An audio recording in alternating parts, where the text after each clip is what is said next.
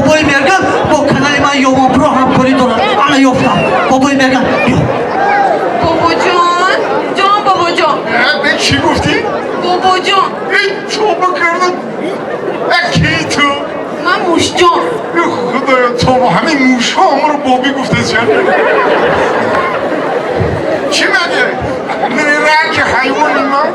بابا جان التماس بابای برفی و برفق رو نجات دیده تا اینکه سالی من نیست چون سال گذشته خوش و خاطر ما گذرد. اولی من چی میدونم بابی شما کجا دارد؟ بابا جان آنها بابای برفی و برفق رو و درون آن آنخور بودن و یا در درون آنخور کلمبر کشودگی ها. من یک شب همراهی میمون رفته بودم میمون دومش رو در همانجا سوزانده بودم.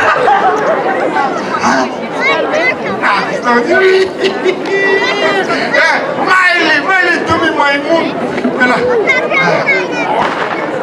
معلوم میشه که شما درون خور رو میدونی. بله ایلاجی واقعی یافشید بچم حاضر گرگ خطیب و میمون هر دوهاشون میروان درونی خور فهمیدی میشون گرگ ای پای ابو خاسم سخت میگذن انا میمون باشه دستی بابای برفی میگیر میارم توهای بابی مرگن و یا در درونی خود اخران بسیار دورن.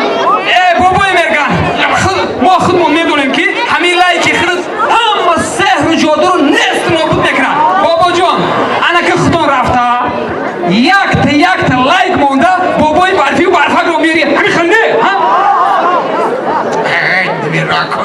نمیراکوی حیوانی میای آخه شما باید لایکی بابی تانه کرایلی اصلو چی استفاده میکنه بابی جان کنال اسلو چی همین حاضر شد.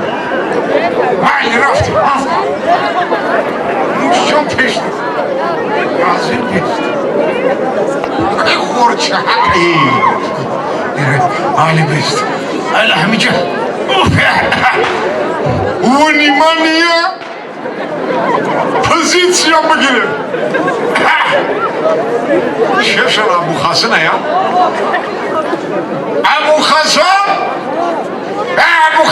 تو ایسم بلوان تا کی خدت با باید تو میگم تو بابوی برفی و برفک قپیده بردیه برایشم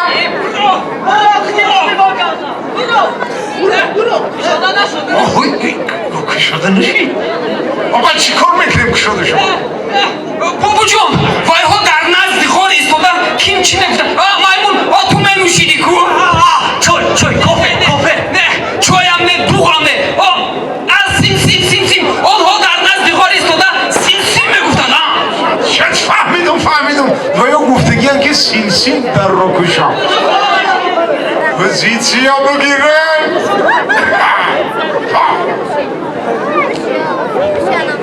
سیم نگاه کن پشتی درده کیای اگر نمیگه پنگیری کو میدونیا والله کم هست اینجا هوی که دارم هوی که خیلی در کشاده نشو حالی باید